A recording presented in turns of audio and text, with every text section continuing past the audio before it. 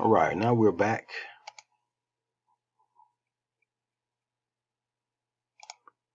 Let's see. Hold on just a second. We're back for lecture 2 of chapter 8.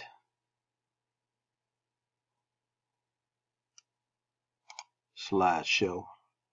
Current slide. Here we go. All right, now, so lecture 2, chapter 8. Contributing factors. Here they are. Low self-esteem. All right. Not having confidence. Self-critical attitude. Belief in the importance of thinness. Okay, just kind of embracing what media is projected. Black and white thinking. Feelings of emptiness. Need for power and control. Difficulty expressing feelings. Lack of coping skills. And coping skills are those things that help us survive through difficult times. We're in a pandemic. We've had a big election going on. We've got a lot of things going on domestically and abroad. It's a lot of things going on. You guys are in college. All right, you've got a lot going on. I'm in college. I've got a lot going on. So we've got to learn some coping skills. Lack of trust in self and others, and perfectionism. I'm a big time perfectionist, and it hasn't contributed to any type of my eating habits, but I do understand. Diagnosing eating habits. This is anorexia nervosa, and you can see on the screen kind of what it does here. Refusal to maintain minimally normal body weight, and very damaging to the system. Okay, we got bulimia is also another one. You can see here the information. Particularly binge eating and purging are behaviors that are usually socially isolating. People do this on their they stay away from people. Okay, they do it on their own. Just kind of, and they hide from people when they do it. Purging can consist of self-induced vomiting, misuse of laxative, diuretics, enemas, and other medications, and they use these to get the substance out of their body and to lose weight. Criteria for bulimia nervosa is listed here. Recurrent episodes of binge eating and eating inappropriate compensatory behavior. Episodes occur on average at least twice a week for 3 months. Self-evaluation is unduly influenced by body shape and weight. And here's how some other criteria is. Episodes are associated with eating more rapidly. You see people eating really fast. Okay. Eating to the point of feeling uncomfortably full. Large amounts of food when not hungry. Eating alone because of being embarrassed by eating. These for binge eating. Feeling disgusted with oneself, depressed or guilty about overeating. Marked distress about binge eating. Okay. On average, it occurs at least 2 days a week for 6 months. Okay.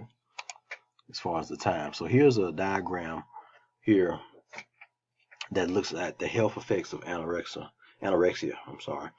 Immune system, blood, skin, legs, brain, heart, abdomen, kidneys and genitals and bones. Okay, so when you don't eat enough, you don't have the nutrition that your body needs in order to function. Okay, so it becomes very, very noticeable.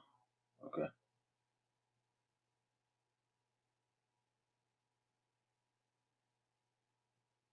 Now we're going to keep moving.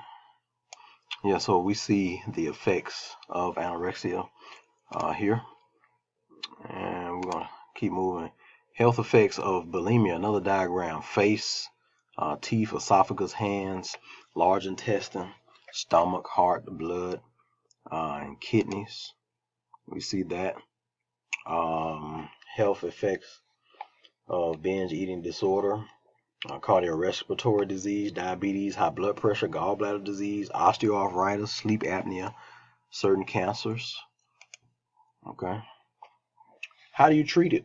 First is early intervention. All right, we got to get some help. Lower incidence of purging. So we're not the person is not purging as much. It starts to decrease the vomiting.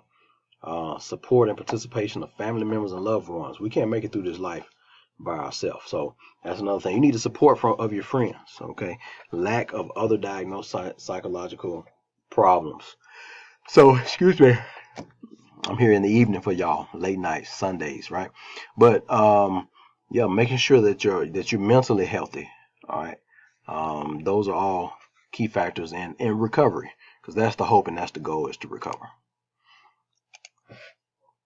Body dysmorphic disorder in males, we're preoccupied with genitals, muscle mass, and hair. Okay, guys really want to be really big, but they're really really small.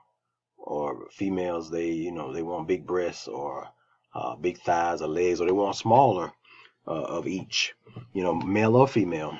And this could affect how you look. Okay, this could affect your mind and how you function on a daily basis. You see yourself a certain way, okay, and you become preoccupied or obsessed with it.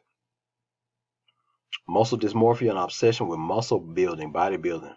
Y'all should Google some of these things when it comes to people who have these disorders, okay.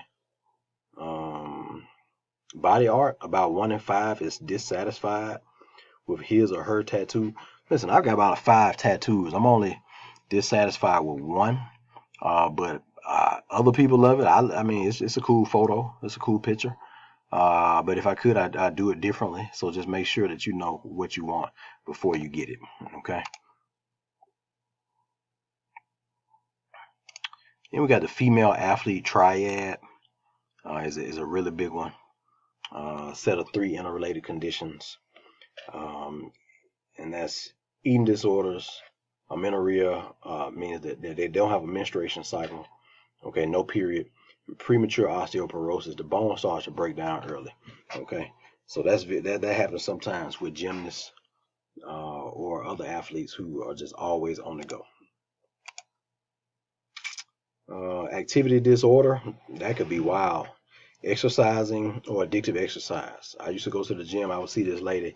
She would be running, ferociously for at least 3 or 4 hours. Because I used to work there and I would see her. And I definitely thought that she had something going on similar to this, because it was, so excessive, Okay. Awareness and prevention, it comes through public health. All right, that concludes lecture 2, chapter 8.